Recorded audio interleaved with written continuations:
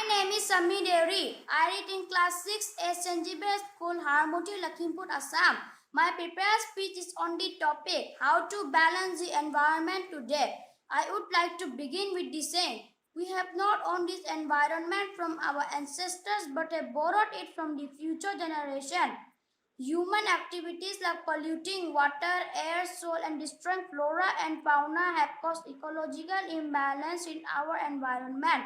Prevention of pollution is a major global concern because of its harmful effects on person's health as well as environment. Protection of environment is important for ensuring a sustainable future for generations to come. Many legislation rules have been made for protection and prevention of environment, but unless we all know and understand the importance of protecting our environment, achieving the objectives of legislation could be distant dream. For protection and prevention of pollution, multiple measures needs to be taken up at two levels. At macro level, which is at community level, and public at large, and micro level at an individual or household level.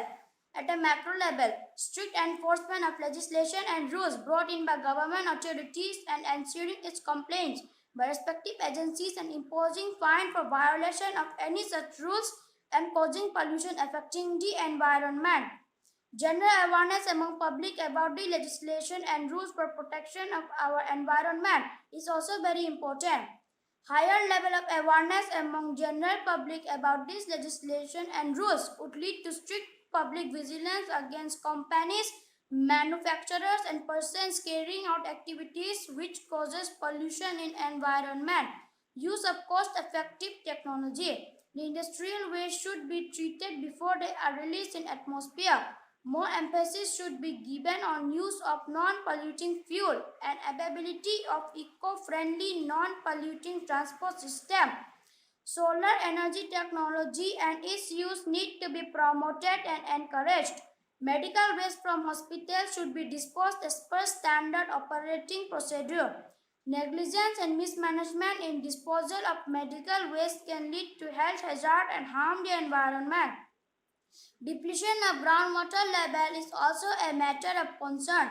Agricultural land, natural water bodies, and reservoirs are being filled up to meet the demand of rapid urbanization. These wetland and natural water bodies act as flood basin and recharge groundwater level and maintain the balance of groundwater level. Conservation and preservation of natural water bodies is also very important, which recharge groundwater level. The natural water bodies is also a home to aquatic plants, creatures, and organisms who also acts as natural agent and cleans the surface water and provide foods and natural resources. At a micro level, we should follow good practices and contribute at individual level in reducing pollution and keeping our environment clean, like treating sewage properly before disposal into source, never litter in public places, reduce and reuse polythene.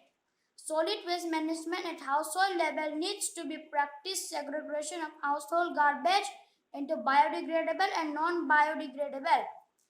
Biodegradable waste decomposes easily and mixed up with the soil. Biodegradable household waste can be left over food, vegetable, and fruit peels, which can be easily turned into manure through vermicompost pit or left on soil causes no harm. In farming and gardening at a small scale, use of biofertilizer and vermicompost practices should be extensively used and promoted. Minimizing use of chemical pesticides in farming, which has posed many health risks. Planting more trees in a scientific manner and also protecting them from being cut down. Deforestation causes soil erosion and displaces wild animals.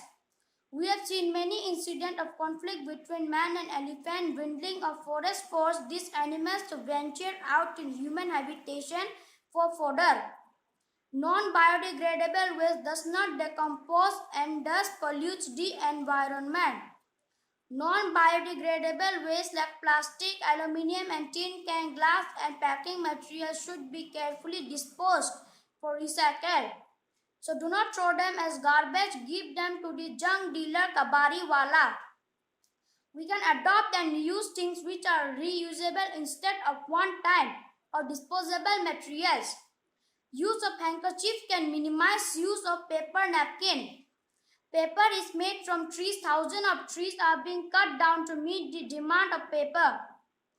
Many government offices also become paperless and use the digital technology in their work.